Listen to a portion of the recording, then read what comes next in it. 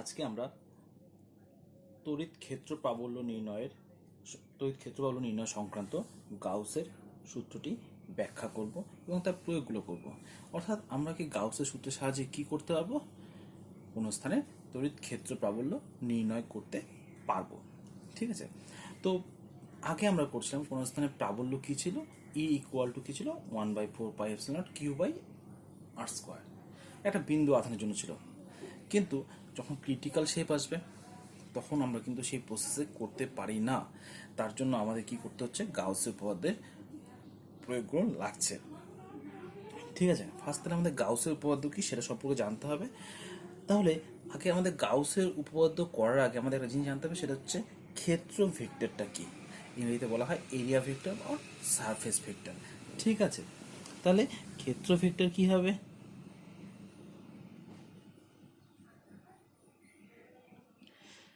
তাহলে আমরা জানি যে কোনো ভেক্টর মানে কি হবে, তার মান এবং দিক দুটোই থাকে, তাই তো? তাহলে ক্ষেত্র ভেক্টর মানে কি হবে? তাহলে ভেক্টরের মান কি হবে? ক্ষেত্রটাই মান হবে। যেমন যদি বলা হয় এটা আছে, এই তলটার ক্ষেত্র ভেক্টর দিক কি হবে, এই তলটার ক্ষেত্র ভেক্টর দিক কি হবে?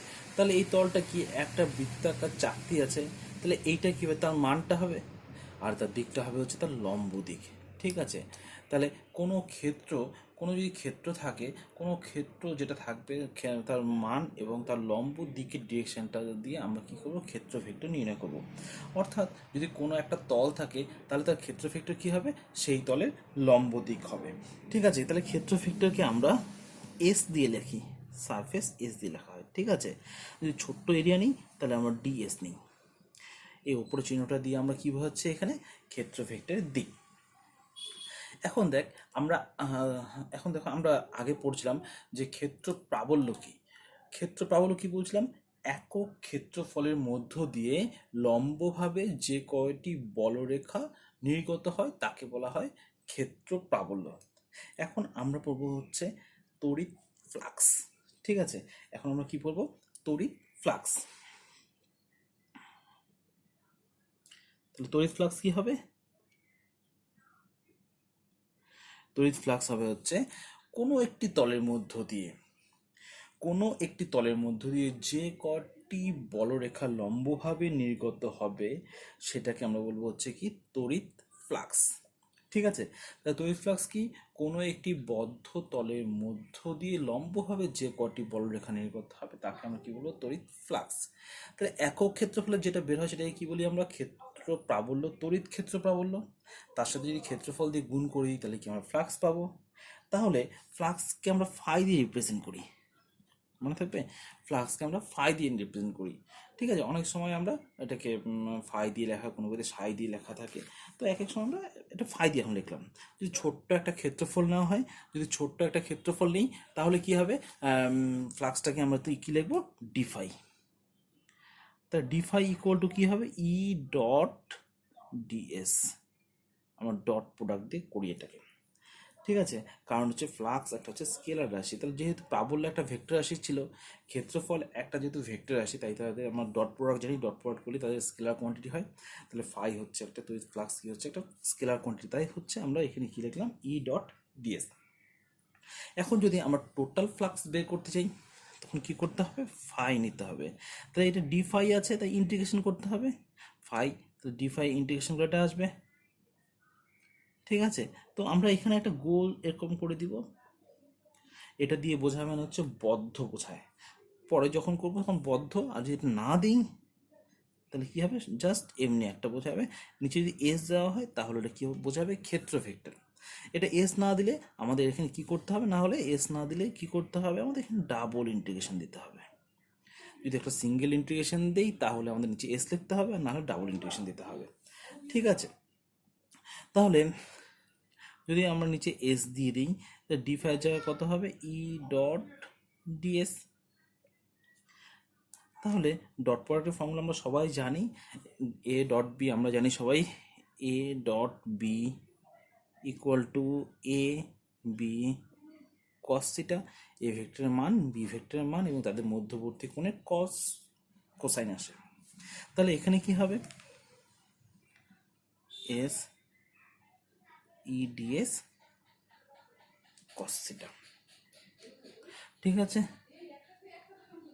ই কস থিটা ডিএস, ঠিক আছে, এটা তড়িৎ ফ্লাক্স। এখন দেখো তড়িৎ ফ্লাক্সের একক কি হবে, তড়িৎ ফ্লাক্সের একক কি হবে, প্রাবল্যের একক এবং হচ্ছে ক্ষেত্রফলের একক। তড়িৎ ফ্লাক্সের একক কি হবে, তাহলে প্রাবল্যের একক আর হচ্ছে ক্ষেত্র ভেক্টরের একক আসবে, সরি ক্ষেত্রফলের একক, ঠিক আছে। তাহলে একক কি হবে, এসআইতে যদি করি আমরা, প্রাবল্য একক কি, নিউটন পার কুলম্ব, আর ক্ষেত্রফল একক কি হবে, মিটার স্কোয়ার, ঠিক আছে। তাহলে newton metre square per coulomb, ঠিক আছে, newton metre square per coulomb, বা এটাকে বলা হয় ভোল্ট মিটার। আমরা এটাকে কি বলবো, আর একটা বলা যায় ভোল্ট মিটার। এখন দেখ ভোল্ট মিটার কিভাবে আসলো, একটা জিনিস, ডাব্লিউ ইকুয়াল টু হচ্ছে ভি ইন্টু কিউ, এটা ক্লাস 10-এ তোরা পড়ছিস, ডাব্লিউ ইকুয়াল টু হয় ভি ইন্টু কিউ, বা পরে বিভব চ্যাপ্টার গিয়ে পরে পড়বি, ডাব্লিউ ইকুয়াল টু হয় ভি ইন্টু কিউ, ঠিক আছে।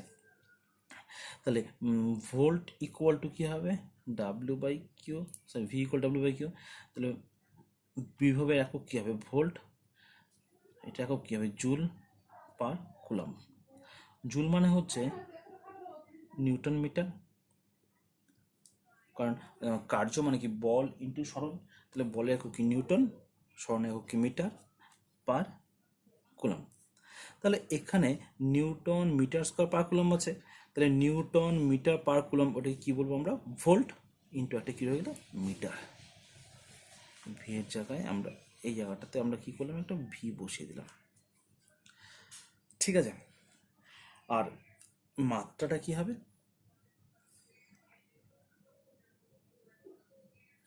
মাত্রা কি হবে, প্রাবল্যের মাত্রা কি হয়, M L T minus 3 I minus 1, ঠিক আছে।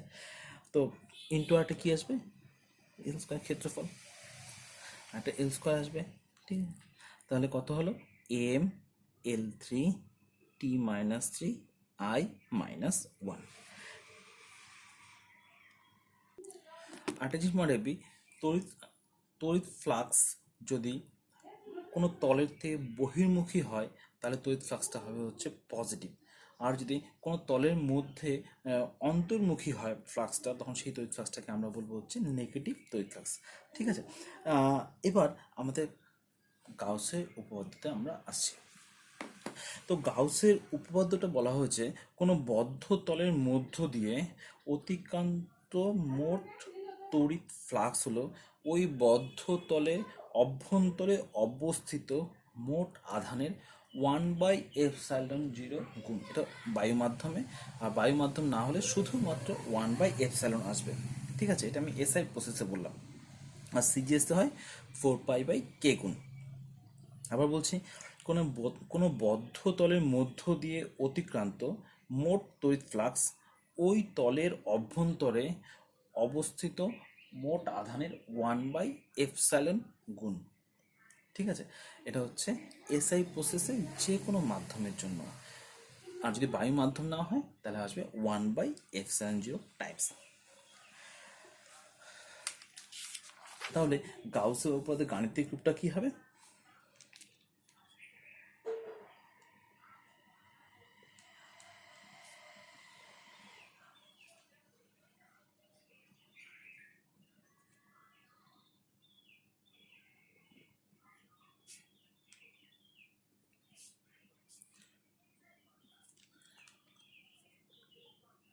কোনো বদ্ধতল বলা হচ্ছে, কোনো বদ্ধ তলের মধ্য দিয়ে অতিক্রান্ত মোট তড়িৎ ফ্লাক্স। দেখ অল্প মানে কোনো অল্প একটু ক্ষেত্রফলের মধ্য দিয়ে তড়িৎ ফ্লাক্স কত হয়, ডি ফাই ইকুয়াল টু, তখন কি লিখি, ই ডট ডিএস। যেহেতু মোট তড়িৎ ফ্লাক্স তাই কি আসবে এখানে ইন্টিগ্রেশন, তাই ইন্টিগ্রেশন করলে কত হবে, ই ডট ডিএস। কিন্তু কি বলা হচ্ছে, বদ্ধ তল, আর বদ্ধ তলের মধ্য দিয়ে অতিক্রান্ত মোট তড়িৎ ফ্লাক্স, তাহলে বদ্ধ তল, তল মানে কি আসবে, একটা নিচে এস লিখতে হবে, আর না হলে ডাবল ইন্টিগ্রেশন দিতে হবে। আর কি বলা হচ্ছে এখানে, একটা বদ্ধ তল বলা হচ্ছে। বদ্ধ তলের জন্য এখানে কি একটা চিহ্ন আসবে, এরকম একটা গোল করে দাগ দিতে হবে, এটা মানে বোঝাচ্ছে তলটা বদ্ধ। ঠিক আছে, ইকুয়াল টু কত হবে, কিউ বাই এপসাইলন। কারণটা কি, আমি যদি একটা বদ্ধ তলের মধ্য দিয়ে ধরে নিই, সাপোজ একটা বদ্ধ তলের যেমন একটা গোলক ধরতে পারি, একটা সিলিন্ডার ভাবতে পারি, সিলিন্ড্রিকাল শেপ ভাবতে পারি, একটা গোলক ভাবতে পারি, তো তার মাঝখানে যদি কিউ আধান থাকে, ভেতর যদি কিউ চার্জ থাকে, তাহলে মোট তড়িৎ ফ্লাক্স কত বের হবে, কিউ বাই এপসাইলন। এটা কোন প্রসেসে, এসআইতে। আর সিজিএসতে কত হবে, 4π/k। ঠিক আছে, সিজিএসতে কত আসবে, তাহলে 4π/k। আর যদি সিজিএসতে করিস তাহলে এটা আসবে হচ্ছে কিউ বাই 4π/k ইন্টু হচ্ছে কিউ। ঠিক আছে, এটা হচ্ছে হবে কি, কোন প্রসেস, সিজিএস প্রসেস। এখন আমরা এটা প্রমাণটা করব। এসআই প্রসেসের প্রমাণটা আগে আমরা করি। ঠিক আছে, তাহলে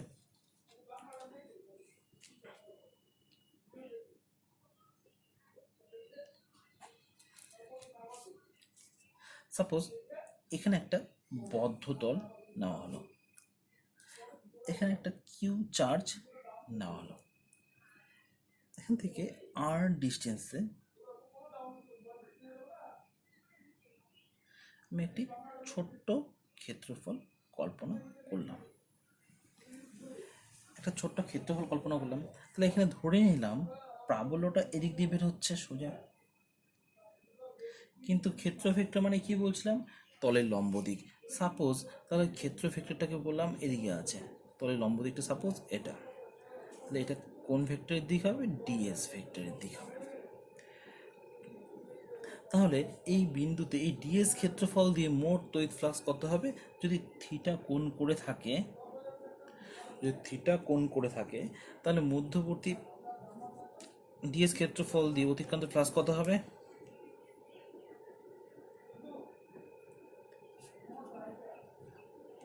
দিয়ে অতিক্রান্ত তড়িৎ ফ্লাক্স কত হবে, ডি ফাই ইকুয়াল টু কত হবে, ই ডট ডিএস, হচ্ছে ই ডিএস কস থিটা। এখানে দেখ, এখানে দেখো এখানে আধানটা কোথায় আছে, কিউ, এখানে ডিস্টেন্স কত, আর আছে, তাহলে এসআই প্রসেসে কত হবে, 1/4πε0 কিউ বাই আর স্কোয়ার, এটা আমরা আগেই পড়েছিলাম, ইন্টু ডিএস কস থিটা, এটা ডি ফাই। এই এখন এই বদ্ধ টোটাল তল দিয়ে যদি ক্ষেত্রফল তড়িৎ ফ্লাক্স নির্ণয় করতে চাই, তাহলে কি করতে হবে, integration close surface S D phi হবে। যেহেতু এখানে বলরেখাগুলো বের হচ্ছে, মানে ফ্লাক্সটা বহির্মুখী, তার মানে এখানে ফ্লাক্সটা কী হবে, পজিটিভ। ঠিক আছে, তাহলে এটা এস 1/4πε0 q by R square ds cos theta.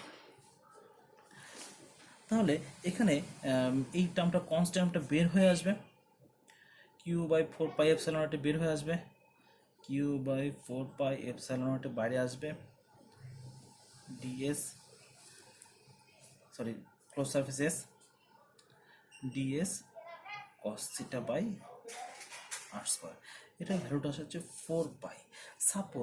Suppose এখানে যদি থিটাটা একই দিকে থাকে, ই আর ডিএস যদি একই দিকে থাকে, তাহলে এখানে কত হবে, থিটার ভ্যালুটা কত হবে, 0, কস 0 কত হবে 1, সাপোজ বোঝানোর জন্য বলছি, সাপোজ কস থিটা কত হবে, ডিএস আর ই যদি একই দিকে থাকে, তাহলে থিটার ভ্যালুটা কত হবে, 0, তাহলে কস 0 মান কত হবে 1।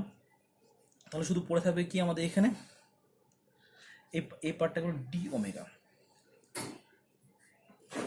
ডি ওমেগা নেই, তাহলে এটা ভ্যালুটা বসিয়ে দিই। ঠিক আছে, S DS cos theta by R square, এখানে যদি থিটা ভ্যালুটা 0 হয়, তাহলে কস 0 কত 1 হয়ে যাবে, কস 0 1 হয়ে যাবে, আর 1/আর স্কোয়ারটা বাইরে বের করে দিব, যেহেতু ডিএস রেসপেক্ট ইন্টিগ্রেশন হবে, তা ডিএস, এখন ডিএস মানে কি, একটা টোটাল এরিয়া যদি একটা গোলক নিতাম, এটা সাপোজ গোলকের ক্ষেত্রে এটা থিটার ভ্যালুটা কত হয়, 0 হয় গোলকের ক্ষেত্রে, তাহলে গোলকের ক্ষেত্রফলটা কত হবে, থিটার ভ্যালুটা 0 কখন হবে, এটা যদি সারফেসটা গোলক হয় তখন ডিএস আর ই একই দিকে হবে, ডিএসটা কি ব্যাসার্ধ বরাবর যাবে, প্রাবল্যটা একই দিকে গেল, তাহলে কোনটা কত আসবে 0 ডিগ্রি, তখন ডিএস এর ভ্যালুটা কত আসবে 4πr², তাহলে 1/r² ইন্টু কত আসবে 4πr², r² কাটা গেল, তাহলে এই যে টোটাল ভ্যালুটা কত আসবে, এটার ভ্যালুটা কত আসবে 4π, ঠিক আছে, তাহলে Q/4πε0 ইন্টু কত আসলো আমাদের এখানে একটা 4π, তাহলে 4π ক্যান্সেল হবে, Q/ কত আসবে ε0। আর বলছি এটা আমি কোন মাধ্যমে করছি, যেহেতু ε0 দেওয়া আছে, এটা বায়ু মাধ্যমে, আর যদি বায়ু মাধ্যম না নিয়ে করতাম অন্য কোনো মাধ্যম দিতাম তাহলে ε0 জায়গায় কত হবে, শুধুমাত্র হবে বা K∈0 হবে। নিশ্চয়ই সবাই বুঝেছ। আর যদি সিজিএস প্রসেসে করা হতো তাহলে কি হতো, 1/4πε0টা থাকতো না আমাদের কাছে, এটা 1 থাকতো, এটা থাকতো না, তাহলে আমাদের এখানে একটা 4π আসতো, ঠিক আছে, তাহলে আমাদের তখন এখানে কি আসতো, ডিএসসি জায়গায় একটা 4π চলে আসতো এখানে, বুঝতে পারলাম। আর এখানে যদি অন্য কোনো পরবর্তী মাধ্যম নিতাম তাহলে এখানে কে আসতো, পাই একটা কি আসতো 4π/K∗Q।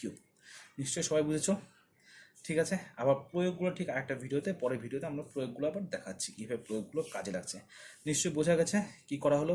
তাহলে আমাদের আজকে কী করা হলো, ক্ষেত্র ভেক্টর বোঝানো হলো। ক্ষেত্র ভেক্টর কী হবে, কোনো একটা তল, সেই তলের মান থাকবে আর তাদের লম্ব দিকটা হবে কি ক্ষেত্র ভেক্টরের দিক। আর ফ্লাক্স মানে কী বোঝায়, তড়িৎ ফ্লাক্স মানে কোনো একটা বদ্ধ তলের মধ্য দিয়ে যে কটি বলরেখা লম্বভাবে নির্গত হয়। মনে রাখতে হবে আমাদের এখানে যা কোণগুলো নেওয়া হয় ক্ষেত্র ভেক্টরের সাথে কোণগুলো নেওয়া হবে, ঠিক আছে, তলের সাথে নেওয়া হবে না, ক্ষেত্র ভেক্টরের সাথে অ্যাঙ্গেলগুলো নেওয়া হবে। আমি এই ছবিতে যেমন দেখাচ্ছিলাম এই ক্ষেত্র ভেক্টরের সাথে অ্যাঙ্গেলটা নেওয়া হয়েছে। তাহলে তড়িৎ ফ্লাক্সটা কি রাশি হলো, একটা স্কেলার রাশি। কেন স্কেলার রাশি হচ্ছে, যেহেতু এটা ডট প্রোডাক্ট হচ্ছে, ক্ষেত্র ভেক্টরের সাথে প্রাবল্যে একটা ডট প্রোডাক্ট হচ্ছে, আর তার মাত্রা আর কি পড়লাম আমরা, একক পড়লাম। আর কি পড়লাম, গাউসের উপপাদ্য। তাহলে গাউস উপপাদ্যটা কি ছিল, কোনো বদ্ধ তলের মধ্য দিয়ে অতিক্রান্ত মোট তড়িৎ ফ্লাক্সের মানটা হবে হচ্ছে ওই বদ্ধ তলের অভ্যন্তরে অবস্থিত মোট আধানের 1/ε গুণ। এটা হচ্ছে এসআই প্রসেসের, ঠিক আছে। তার প্রমাণটা তাহলে কি আসলো, তাহলে আমি এখানে একটা কি ধরলাম, একটা কোনো একটা আধান আছে, তার আর দূরত্বে আমি একটা ক্ষেত্রফল কল্পনা করলাম ডিএস, ডিএস এর সাথে প্রাবল্যের কোণটা আছে থিটা, তাহলে তড়িৎ flux phi equal to DS cos theta, E DS cos theta integration করা হলো। সরি আমি একটা জিনিস বলতে ভুলে গেছিলাম, সেটা হচ্ছে ডি ওমেগা, এটা কি বলা হবে, এটাকে বলা হয় ঘন কোণ, মনে থাকবে। এটা একটা 3D কোণ, যেটা হচ্ছে ঘন কোণ বলা হয়, এই এই অ্যাঙ্গেলটাকে বলা হয় ঘন কোণ। মানে এই যে এই শেপটা আছে, এই যদি এটা দেখানো যায় যে এটা, তাহলে এই যে এখানে মাথায় যে কোণটা করবে এগুলো হচ্ছে একটা ঘন কোণ, একটা মোট ঘন কোণের মান আসবে হচ্ছে 4π, ঠিক আছে। ঘন কোণ মানে 3D যে কোণগুলো আসবে সেই কোণগুলোকে আমরা বলছি ঘন কোণ। তো এখানে ইন্টিগ্রেশন করার পর DS cos theta by R square, এটা ভ্যালুটা আমরা ডাইরেক্ট 4π বসিয়ে দিব, প্রমাণ না করলে হবে। প্রমাণটা হচ্ছে একটা গোলক দিয়ে করেছিলাম, কারণ গোলকের ক্ষেত্রে কত, ডিএস আর ই এর মধ্যবর্তী কোণটা হবে হচ্ছে 0 ডিগ্রি, তাহলে cos 0 মান কত হয়েছে 1, আর 1/r² যেহেতু বাইরে আসলো, তাহলে ইন্টিগ্রেশন কত হলো এখানে আমাদের ডিএস। গোলকের মোট ক্ষেত্রফলের মান আমরা জানি 4πr² ইন্টিগ্রেশন করা মানে কি বোঝায়, টোটাল করা। তো এখানে কত 4πr², তাহলে আর স্কোয়ার ক্যান্সেল হলো, হচ্ছে 4π, তাই আমরা এখানে 4π বসলে ক্যান্সেল হয়ে গেলে কত আসলো Q/ε টাইমস। ওকে, থাক আজকে এতটুকু তাহলে, আর নেক্সট ভিডিওতে আমি তার প্রয়োগগুলো করাবো, ঠিক আছে, বাই।